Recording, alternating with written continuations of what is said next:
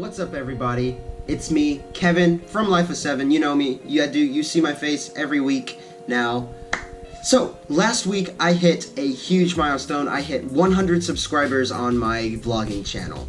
And that inspired me to make a little special. So, a couple days ago, I put on my Snapchat, put out some questions because I'm going to be doing a Q&A, and here's that Q&A. If you want to get more updates from Snapchat, because Snapchat is kind of usually how I advertise my videos and how I get questions from people. When I was making the new channel art, I was always asking what do you guys think of this color scheme and all this other stuff. So if you want to go ahead and add me on Snapchat, go ahead and add me here. It's KMRAX on Snapchat, and you'll see me there. Alright, so we're just going to get straight into the questions. This one is from Nick. What made you want to start doing vlogs? Well, I didn't really know that I wanted to make vlogs specifically. If you go all the way back to the beginning of my channel, I put out a little video said, so that's a thing. And that's me basically talking like how I'm talking to you with the GoPro, talking about how I want to start using the GoPro to record some cool videos of me doing what I called white people stuff. And I kind of had the idea in my head that I kind of want to do some videos at band, and you guys know how that went. Talking to Sodders, he let me do it, and there's some cool videos on the channel for that now. And I kind of just started doing some stuff over the summer, and I really started to like doing just recording myself, my daily activities. So that's kind of how that came to be. Next, from Ricky, what does Life of 7 mean, and where did the name come from? He actually typed make, but he meant name. So, Life of 7 comes from my freshman year. I like a boneless, I was eating lunch with the then tuba section leader, and he was like, Kevin, that's a cool name. You know, I don't really know a lot of Kevins. And he would always go on about how it's such a cool name. And one day after dinner, he got his whole section, instead of saying 7 whenever we do a count, he'd have them say Kevin. So we'd be marching, we'd be warming up, we'd be 1, 2, 3, 4, 5, 6, Kevin, 8, 9, 10, 11, 12, and so on and so forth. And it'd always do that, and that kind of caught on, and people started to call me 7. That was my big nickname during sorry, I had to turn my phone on vibrate. That was kind of a big nickname for me. There was a lot of jokes about it and stuff like that, and that continued through sophomore year, and then my junior year hit, and there were still the people who I marched with my freshman year who kind of called me that. Samaria, you saw her on some of the vlogs. Liana called me 7 sometimes. George, all these people kept on calling me 7, and when it came time to do my YouTube channel, I thought of my favorite vlogger, who's Life of Tom, and I was like, I don't want to do Life of Kevin, because that's just that doesn't really flow too well. And I thought, Life of 7, that's kind of cool. That's pretty good. So yeah, that's where Life of 7 came on. That's also my Instagram name, which I actually had my Instagram before I made my YouTube channel. So, things work out for the better, and I think it works out pretty good. Cruz off of Snapchat asks, what are some of your pet peeves? That's a really good question, Cruz. A huge pet peeve of mine is whenever people are overly negative about something. I try to keep a very positive outlook on life. As you see from my videos, I love to laugh and love to smile and all this, be goofy around the camera. And that kind of translates into my normal life. There are some times when I get really anxious and stressful, and I always try to push myself to be a very positive person. Usually, I make jokes around my friends and stuff like that. So that's one of my pet peeves, is whenever people are negative. Another huge pet peeve of mine is when somebody contributes to something and then they don't put in all of their effort to something. They'll say they'll commit to doing a project, but they won't put in their full effort into it, which is kind of a thing that triggers some other people during marching band, especially this time of year. But that's a whole nother conversation that I'm not going to get into. But yeah, that's another one. My mom always says, if you're going to do something, do it right. If not, don't do it at all. So there's just a couple of my pet peeves. Another one is just people making comments about everything. Like every single sentence you have to say something to it, and that's another thing that triggers me about some people that I know. Kara asks, why are you such a snack? It's 'cause I'm tasty. Alright, Gavin asks, how does it feel to have accumulated so much popularity? Popularity, I don't know. 100 people is a lot, and I don't really like to think of it as popularity, more of you guys supporting me through my videos, because that's really what it is. It's all the support that you guys give me, and it's really a confidence boost to see the amount of likes that I get or the amount of views that I'm getting. People putting comments, like I'm starting to get comments more and more often now. And that's really encouraging to me. Like whenever I put something on Snapchat and they'll be like, oh, that looks really good, or I can't wait to see this video and stuff like that. And all the people who dropped questions, man, that just really, it's a confidence boost, really. It really helps with my self-image and definitely my social life, because I have social anxiety, and that really, starting doing vlogs has made me a really more outward and outgoing person, obviously. Alex has a couple questions for me. Some of them are personal, so... Anyway, how old are you? I am 17 as of last month. You guys will remember my... it's my birthday vlog, and that was a 9 to 9 practice, and it was pretty fun. So I'm 17 years old. Young, whatever. When was my first kiss? I was 15. I was 15 in my sophomore year. That's when I had my first kiss. It was in the band locker room, so. What made you want to do band? This is actually a fun story. Not really fun, but kind of close to my heart. Growing up as a child with my father, he loves music, like rock and progressive rock music from the 80s and 70s. And he'd always be drumming on stuff. Like whenever we were in the car and we'd be listening like an awesome dope drum line from Rush, and he'd just be tapping on the steering wheel, tapping on the air freshener and all this stuff, just tapping, and I always related that to band. And once it came time in 6th grade to choose an instrument, I went around, because I always knew that I wanted to do band. It was just kind of in my bones, like I feel like I want to play music, I want to make music. And I found the bass clarinet, which was a very obscure thing, and I loved the sound that it made, even though it was very screechy, because obviously it was my first time playing, but that really just kind of stuck with me, and like I said, I love making music. I love playing fun music that makes me, like, smile, and honestly, I like performing. I like entertaining people. So, yeah. If I could play any other instruments, what would they be? Well, I play the bass clarinet, I can kind of play the tenor saxophone, and currently, right now, I am learning this thing. The trumpet, the thing,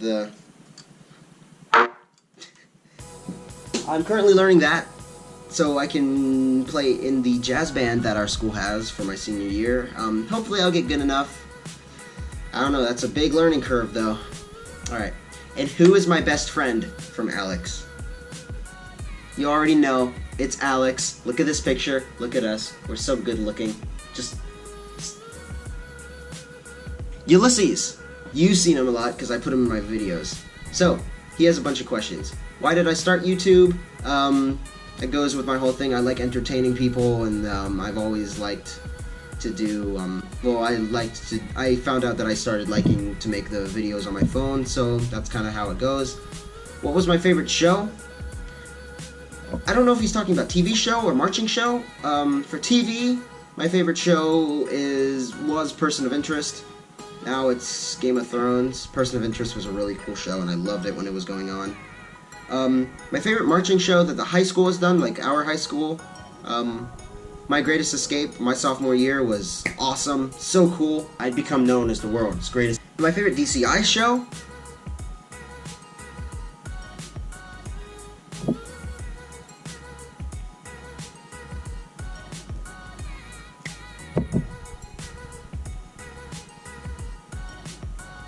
Bluecoats 2015, Kinetic Noise.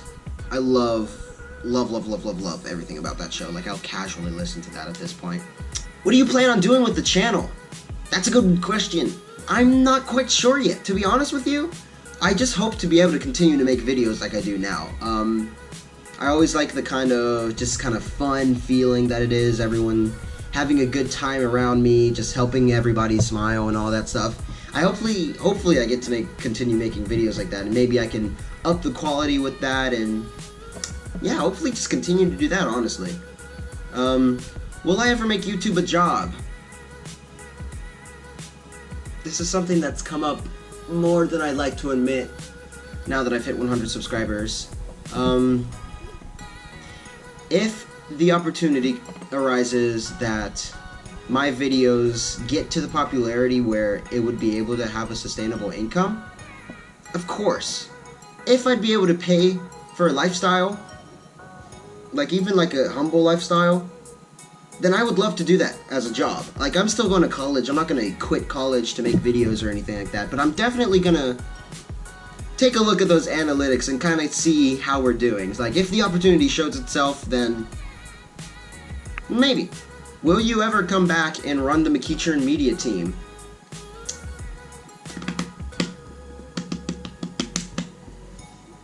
That's up to Mr. Sodders. If he were to put together a McEachern band media team, I would definitely try to be in it, because I love making videos at this point. Like, I love making videos, and I love watching like all these DCI videos, like of them in the lot and all that stuff. Like, I want to make that for our band.